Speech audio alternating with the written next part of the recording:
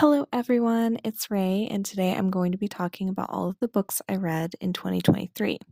So, I want to preface this by saying that for the past few years, I've been in a really bad reading slump. That, and also, I've been really busy this year.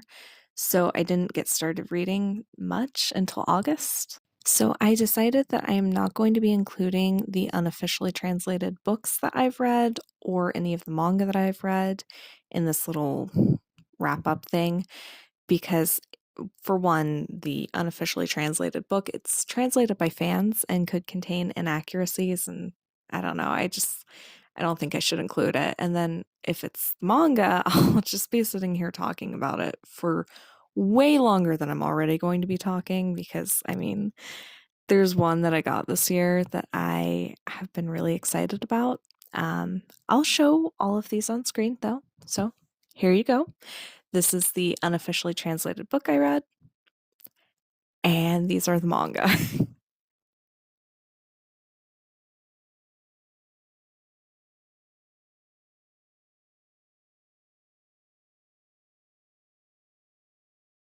Okay, so I had a reading challenge on Goodreads to read 10 books from August through December, but I wound up reading and finishing 27 books plus 5 volumes of manga. I DNF'd 7 books and I reread 3, which I will be talking about at the end. Okay, so in August, I read 4 books, starting with Grandmaster of Demonic Cultivation, the novel, Volume 2. I'm not going to talk much about this one since it is the second in a series, and it's been so long since I read the first one that I forgot what happened. Book 1's blurb has been on the screen since I started talking about Book 2, so if it sounds interesting to you, I highly recommend checking it out. I gave it 5 stars, like I did for the first volume. Next was Full Dark No Stars by Stephen King. This is a collection of 4 short stories, which are 1922, Big Driver, Fair Extension, and Good Marriage, which all are disturbing in their own ways. The blurb from Goodreads is on the screen right now because there's too much to try to describe. I gave the entire book 4 stars, but I would highly recommend checking out the content warning if you do plan on reading this, especially for Big Driver. Then I read The Short Second Life of Bree Tanner by Stephanie Meyer. This book is technically part of the Twilight Saga. It takes place during eclipse and it follows a new character named Bree Tanner. To me, she is a much better and interesting character than Bella could ever hope to be. As an added bonus, the story mostly takes place in Seattle, which is a more interesting setting to me than the rest of the series. It is only 178 pages, so if you like the Twilight series and you haven't read it yet, I would highly recommend the story. I gave it 3 stars. And then finally for August, I read the book that got me out of my reading slump this year, which is Things Have Gotten Worse Since We Last Spoke by Eric LaRocca. Things that should have been absolutely disgusting were described so beautifully in this book. I would definitely not recommend eating anything while reading it, but is well worth it. Both the characters in this book and their relationship were very messed up, but it was really fun to read all about. My favorite quote from the book is, "We're all capable of change. Sometimes it hurts." I forgot what page that's on, though. I would suggest possibly looking up a content warning for this book too, especially if you have a weak stomach. But if nothing seems like it would bother you, I would recommend reading it. I gave it 4 stars. Okay, moving on. In September, I only read 1 book, and that was The Hellbound Heart by Clive Barker. I enjoyed the Hellraiser movie a lot, so when I found out it was originally a novella, I knew I had to read it. I enjoyed the novella a lot more than the movie. I know, controversial opinion, the book's better than the movie. Wow, shocker. All joking aside, it was very well written and had some profoundly deep lines for the subject matter. I was not expecting that. All in all, I gave it 4 stars, and I would highly recommend it. I read 5 books in October, 3 of which being by Eric LaRocca, and those were The Trees Grew Because I Bled There, Collected Stories, You've Lost a Lot of Blood, and They Were Here Before Us. The short story I liked the most in The Trees Grew Because I Bled There was You're Not Supposed to Be Here. I would have actually liked for this story to be a lot longer. For You've Lost a Lot of Blood, I was really excited to read it, but honestly, I was pretty let down. While the writing was beautiful as always, the pacing was very choppy. Just when tension would rise in one part of the story, it would switch to another part, and so on and so forth. It wasn't the worst book by Eric LaRocca, but it certainly wasn't the best. And finally, that brings us to the one that I rated the lowest out of these three. They Were Here Before Us. I wound up not liking this book much, obviously. The second story was just a little much for me. Yeah, no, that was not okay. I liked the fifth story the most. It made me more sad than disturbed, but I liked it all the same. The third, fourth, and sixth stories were also very good. Honestly, if you would like to read this book, I would look up some content warnings just to be safe. So I gave The Trees Grew Because I Bled There 3.5 stars. You've Lost a Lot of Blood, I gave 3, and They Were Here Before Us, I gave 2.5. Next up, I read Carmilla Revamped, which is a retelling of the original story. I don't want to give too much away, so I'm not going to talk much about it. You can read the blurb, it's on the screen. I love the original story, Carmilla, more than I like Dracula, which was written 25 years after Carmilla. If you want to read it yourself, the link to the website it was originally published on will be in the description.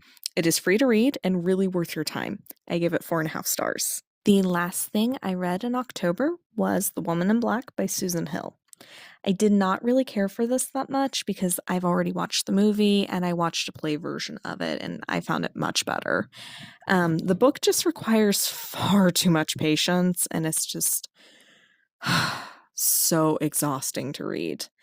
But don't take my word for it. You read it yourself if it sounds good to you. I wish that I had the patience to read it. I do not, and I'm not going to lie and say I do. I gave it 2 stars. Okay, so November, I read 7 books that month. First up was the absolute worst book I've read this year by far, and that was Gory Pearl of Doom by Gary W. Feather. I was an ARC reader for this book, and I hated every single second of it. The main character is practically invincible, so even during fight scenes, were no stakes. Exposition was said at you, and you didn't learn things as the character learned them. It felt like you were being told things and not shown them. The insults other characters would say to any character that was a woman were either derogatory terms or misogynistic language. Fun. Nothing creative either, just the same few lines said over and over and over again. How exhausting. And then there was the dialogue. Do not get me started on the dialogue. Like, genuinely, people do not sound like that in fiction or in real life or in anything. It was horrible. Absolutely the worst.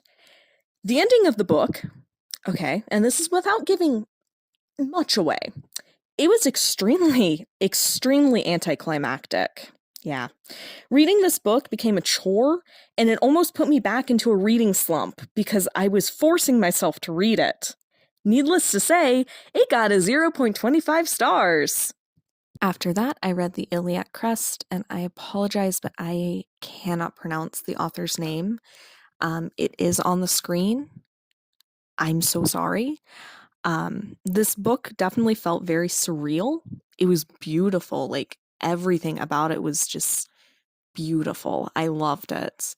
I wish I actually would have taken a little bit more time reading it, but it was so good and I was so intrigued that I couldn't put it down. It's definitely a book that I kept on just thinking about over and over again, even over a month since I've finished it.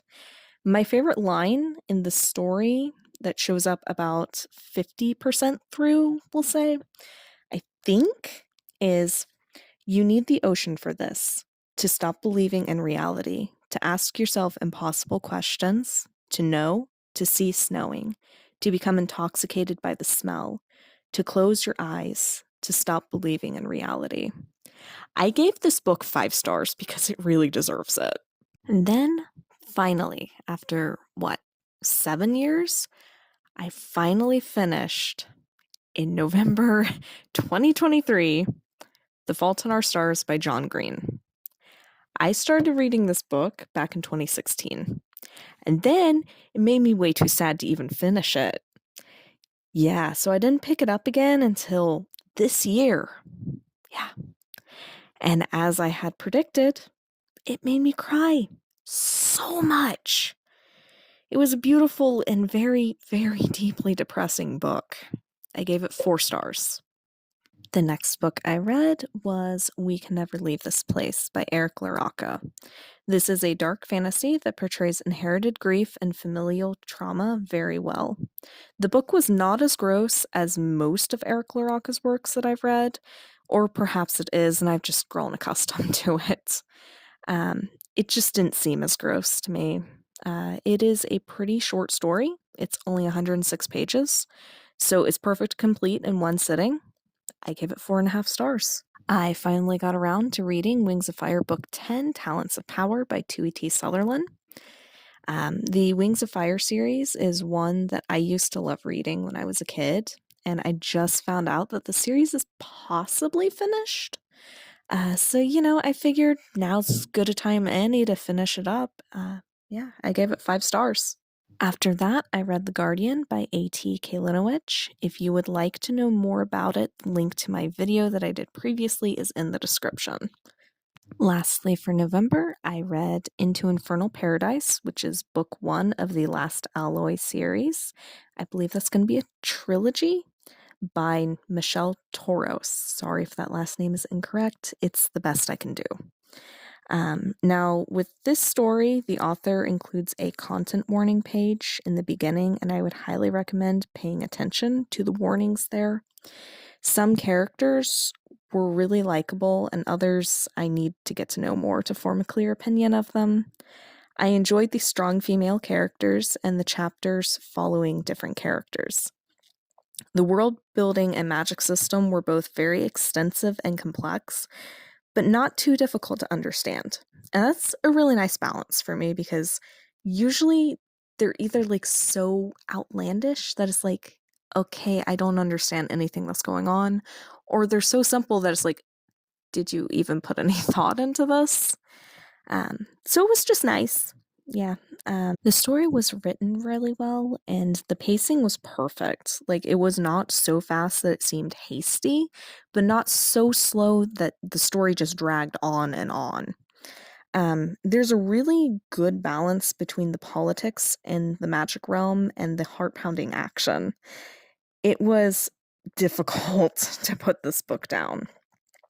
There are many questions that I have after finishing it, and I'm excited to hopefully see them answered in the next book, maybe. I gave it 4.5 stars. And that brings us to the last month, December. I read 7 books in December, 3 of which were by Lyra Forger, and 4 of which were by Tui T. Sutherland. The 3 books that I read by Lyra Forger were The Keeper's Runes, The Heart Bond, and House of Lilith. Now, before we start talking about the books themselves, can we just take a moment to appreciate how gorgeous the covers to all of the books in the series are? I mean, look.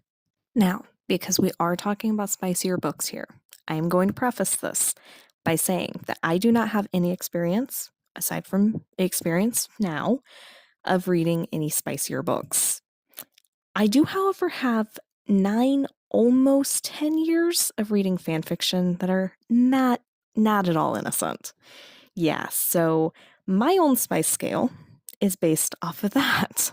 So, you will be able to see it on screen. I'm not going to go over it, but you will be able to see it. All right, so the first book from Lyra Forger that I read, and also the first book that I read in December, was The Keeper's Runes. It was the 2nd edition. Now, this is a good introductory into the world of Grimm Academy. The chemistry between Rowan and Nikki, I'm wanting to say is her name. I think it's Nikki. was very good. Like, it was phenomenal. I loved them. I would be so happy if those two were to show up in like any of the other books, even if they were just side characters. I need them.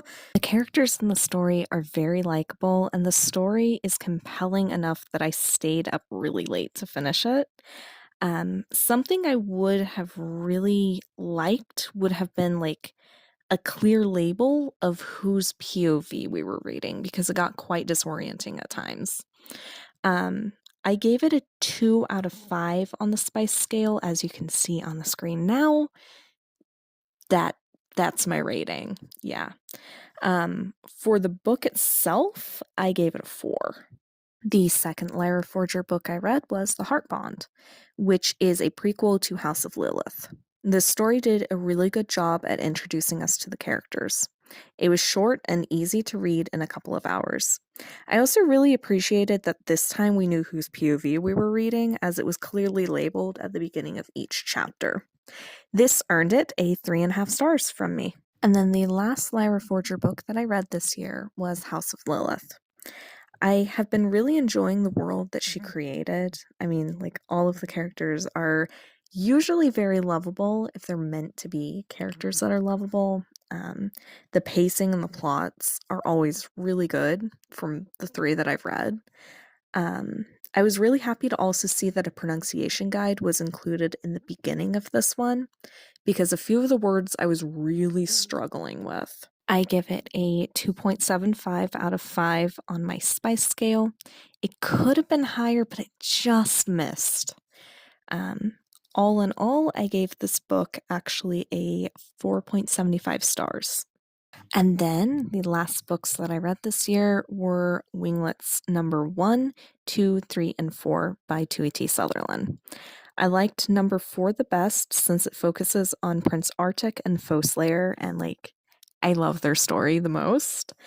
And then I absolutely hated Winglets number 1 because it was Fierce Teeth, and she's one of the most annoying characters to ever exist.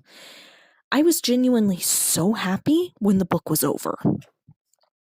So, with that being said, I gave Winglets number 1 1 star. I gave Winglets number 2 5 stars.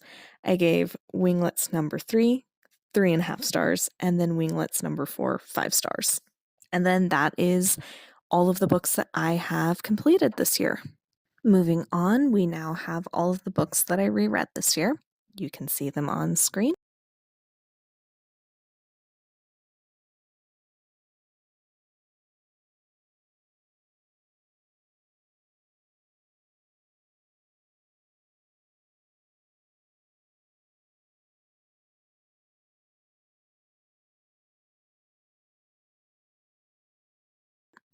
It was really fun to go back and reread books that I love so much. It was like meeting an old friend who you haven't seen in a while. Now, all of the books that will be on screen now are the ones that I DNF'd. Not all of these were because I disliked them. Some of them were just because I wasn't in the mood or didn't have time to read them. This is all of them, though. Alrighty, well, that was the end. If you've stuck around this long, then thank you. If you haven't, well, you're not here to hear this now, are you? As always, links to my Instagram, Goodreads, TikTok, and Storygraph accounts are in the description. Okay, well, see you guys next year, and until next time, happy reading, everybody! Bye-bye!